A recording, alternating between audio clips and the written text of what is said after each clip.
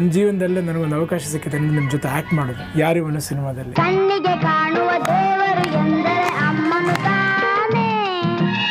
ತುಂಬಾ ಚಿಕ್ಕವನವಾಗ ಆ ಸಿನಿಮಾ. ಹಿರಿಯ ನಟಿ ಸರೋಜಾ ದೇವಿಯವರು 87ನೇ ವಯಸ್ಸಿಗೆ ನಮ್ಮನ್ನೆಲ್ಲ ಬಿಟ್ಟು ಅಗಲಿದ್ದಾರೆ.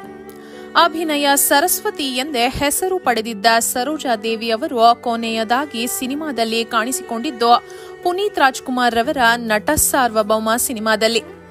ಅಂದಿನ ಪ್ರಧಾನಿ ಜವಾಹರ್ಲಾಲ್ ನೆಹರು ಕೈಯಲ್ಲಿ ಶಬಾಷ್ ಎನಿಸಿಕೊಂಡಿದ್ದ ನಟಿ ಇವರೊಬ್ಬರೇ. ನೂರಾರು ಸಿನಿಮಾಗಳಲ್ಲಿ ನಟಿಸಿದ್ದ ಸರೋಜಾ ದೇವಿ ಅವರು ಗಳಿಸಿದ ಒಟ್ಟು ಆಸ್ತಿ ಎಷ್ಟು ಕೋಟಿ. ಈಗ ಅದೆಲ್ಲ ಯಾರಿಗೆ ಸೇರಲಿದೆ? ಅವರಿಗೆ ಸದಾ ಜೀವನದಲ್ಲಿ ಕಾಡುತ್ತಿದ್ದ ದೊಡ್ಡ ನೋವು ಏನು ಗೊತ್ತಾ? ಆ ಎಲ್ಲ ಸಂಪೂರ್ಣ ವಿವರವನ್ನು ಈ ವಿಡಿಯೋದಲ್ಲಿ ನಿಮಗೆ ನಾವು ತಿಳಿಸಿಕೊಡ್ತೀವಿ. ಅದಕ್ಕೂ ಮುನ್ನ ಸರೋಜಾ ದೇವಿ ಅವರ ಆತ್ಮಕ್ಕೆ ಶಾಂತಿ ಸಿಗಲಿ ಅನ್ನೋ ಹಾಗಿದ್ರೆ ಈ ವಿಡಿಯೋವನ್ನ ತಪ್ಪದೆ ಲೈಕ್ ಮಾಡಿ ಸ್ನೇಹಿತರೆ, ಮತ್ತು ತಪ್ಪದೆ ಓಂ ಶಾಂತಿ ಅಂತ ಈ ಕೂಡಲೇ ಕಮೆಂಟ್ ಮಾಡಿ ತಿಳಿಸಿ. ಈ ಕಾಲದ ಹುಡುಗರಿಗೆ ಸರೋಜಾ ದೇವಿ ಅವರಂದ್ರೆ ಅಷ್ಟೊಂದು ಪರಿಚಯವಿರೋದಿಲ್ಲ. ಆದರೆ 70ರ 80ರ ದಶಕದಲ್ಲಿ ಇಡೀ ದಕ್ಷಿಣ ಭಾರತದ ಚಿತ್ರರಂಗದ ನಂಬರ್ 1 ನಟಿಯಾಗಿ ಮಿಂಚಿದ್ದವರು ಸರೋಜಾ ದೇವಿ ಅವರು. ಮಹಾಕವಿ ಕಾಳಿದಾಸ ಚಿತ್ರದ ಮೂಲಕ 1955ನೇ ಇಸವಿಯಲ್ಲಿ ಚಿತ್ರರಂಗಕ್ಕೆ ಪಾದಾರ್ಪಣೆ ಮಾಡಿದರು. ಆನಂತರ ಸಾಲು ಸಾಲು ಸಿನಿಮಾಗಳಲ್ಲಿ ನಟಿಸಿದ್ದರು. ಪ್ರತಿ ವರ್ಷವೂ ಕೂಡ ಸರೋಜಾ ದೇವಿ ಅವರ ಅಭಿನಯದ 10ರಿಂದ 12 ಸಿನಿಮಾಗಳು ಬಿಡುಗಡೆಯಾಗುತ್ತಿತ್ತು. ಡಾಕ್ಟರ್ ರಾಜ್ಕುಮಾರ್ ರಿಂದ ಹಿಡಿದು ಎಂಜಿಆರ್, ಎನ್ಟಿಆರ್, ಶಿವಾಜಿ ಗಣೇಶನ್ ಸೇರಿದಂತೆ ಎಲ್ಲಾ ಟಾಪ್ ನಟರ ಜೊತೆ 10ಕ್ಕೂ ಹೆಚ್ಚು ಸಿನಿಮಾಗಳಲ್ಲಿ ನಟಿಸಿದ್ದಾರೆ. ಇನ್ನು ರಾಜ್ಕುಮಾರ್ ಅವರ ಜೊತೆಗೆ ಅತಿ ಹೆಚ್ಚು ಸಿನಿಮಾಗಳಲ್ಲಿ ನಾಯಕಿಯಾಗಿ ನಟಿಸಿ ಸೂಪರ್ ಡೂಪರ್ ಜೋಡಿ ಎಂದೇ ಪ್ರಸಿದ್ಧಿಯಾಗಿದ್ರು. ಇನ್ನು ಇವರನ್ನ ಲೇಡಿ ಸೂಪರ್ ಸ್ಟಾರ್ ಎಂದೇ ಕರೀತಿದ್ರು. ಅವಾರ್ಡ್ಗಳ ವಿಷಯಕ್ಕೆ ಬರೋದಾದ್ರೆ ಪದ್ಮಶ್ರೀ, ಪದ್ಮಭೂಷಣ್, ರಾಷ್ಟ್ರೀಯ ಪ್ರಶಸ್ತಿ, ರಾಜ್ಕುಮಾರ್ ಪ್ರಶಸ್ತಿ, ಎನ್ಟಿಆರ್ ಪ್ರಶಸ್ತಿ, ರಾಜ್ಯೋತ್ಸವ ಪ್ರಶಸ್ತಿ ಸೇರಿದಂತೆ ಹಲವಾರು ಪ್ರಶಸ್ತಿಗಳನ್ನ ತಮ್ಮ ಮುಡಿಗೇರಿಸಿಕೊಂಡಿದ್ದಾರೆ. ಇಂತಹ ಮಹಾನಟಿ ನಮ್ಮ ಬೆಂಗಳೂರಿನಲ್ಲೇ ಜನಿಸಿದ್ದು. ಆದ್ರೆ ಮೂಲತಃ ಚನ್ನಪಟ್ಟಣದವರು.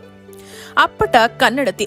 ಆದರೆ ಇಡೀ ಭಾರತವೇ ಇವರತ್ತ ತಿರುಗಿ ನೋಡುವಂತೆ ಬೆಳೆದ ಅಭಿನಯ ಸರಸ್ವತಿ ಈಕೆ. ತನ್ನ ಜೀವನದ ಅಭಿನಯದ ಉತ್ತುಂಗದಲ್ಲಿದ್ದಾಗ ಹರ್ಷ ಎಂಬುವ ಜರ್ಮನ್ ರಿಟರ್ನ್ ಇಂಜಿನಿಯರ್ ಅವರನ್ನ ಮದುವೆ ಆಗಿದ್ರು. ಇನ್ನು ಅವರು ಕೂಡ ಅಪ್ಪಟ ಕನ್ನಡಿಗ. ಇನ್ನು ಇವರಿಗೆ 2 ಮಕ್ಕಳು. ತನ್ನ ಅಕ್ಕನ ಮಗಳಾದ ಭುವನೇಶ್ವರಿಯನ್ನು ದತ್ತು ಪಡೆದಿದ್ರು. ಆದರೆ ಭುವನೇಶ್ವರಿಯವರು ಚಿಕ್ಕ ವಯಸ್ಸಿಗೆ ವಿಧಿವಶರಾದ್ರು. ಅವರ ಹೆಸರಿನಲ್ಲಿ ಸಾಹಿತ್ಯ ಪ್ರಶಸ್ತಿಗಳನ್ನು ನೀಡಿ ಹೊಸ ಬರಹಗಾರರನ್ನು ಪ್ರೋತ್ಸಾಹಿಸುತ್ತಿದ್ದಾರೆ. ಇನ್ನು ಸರೋಜಾ ದೇವಿ ಅವರು ಜವಾಹರ್ಲಾಲ್ ನೆಹರು ಅವರ ಕೈಯಲ್ಲಿ ಪ್ರಶಸ್ತಿಯನ್ನ ಪಡೆಯುವಾಗ ತುಮ್ ಬಹುತ್ ಚಮಕ್ ರಹಿ ಹೋ ಎಂದು ಪ್ರಧಾನಿಯವರೇ ಇವರನ್ನ ಹೊಗಳಿದ್ರು.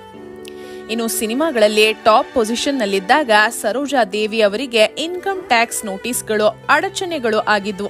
ಆಗ ಆ ಸಮಸ್ಯೆಯಿಂದ ಅವರ ಗಂಡ ಹರ್ಷರವರೇ ಅವರನ್ನ ಇನ್ಕಮ್ ಟ್ಯಾಕ್ಸ್ ತೊಂದರೆಗಳಿಂದ ಪಾರು ಮಾಡಿದರು. ಇನ್ನು ಸರೋಜಾ ದೇವಿ ಅವರಿಗಿದ್ದ ಏಕೈಕ ನೋವು ಏನೆಂದ್ರೆ ಅವರ ಗಂಡ ಚಿಕ್ಕ ವಯಸ್ಸಿನಲ್ಲೇ ಸಾವನ್ನಪ್ಪುತ್ತಾರೆ. ಹೌದು ಸ್ನೇಹಿತರೆ, ಅವರ ಗಂಡ ಅವರನ್ನು ಬಿಟ್ಟು ಬರೋಬ್ಬರಿ 38 ವರ್ಷಗಳೇ ಕಳೆದಿವೆ. ಆದರೂ ಕೂಡ ಸರೋಜಾ ದೇವಿಯವರು ಇನ್ನೊಂದು ಮದುವೆ ಆಗ್ಲಿಲ್ಲ.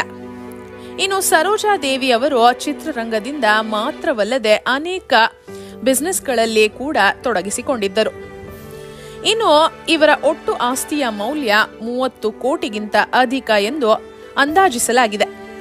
ಇನ್ನು ಸರೋಜಾ ದೇವಿ ಅವರು ಕಡೆಯದಾಗಿ ತೆರೆಯ ಮೇಲೆ ಕಾಣಿಸಿಕೊಂಡಿದ್ದು ಪುನೀತ್ ರಾಜ್ಕುಮಾರ್ ರವರ ನಟ ಸಾರ್ವಭೌಮ ಸಿನಿಮಾದಲ್ಲಿ.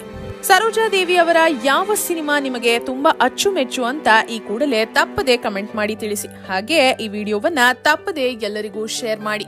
ಧನ್ಯವಾದಗಳು.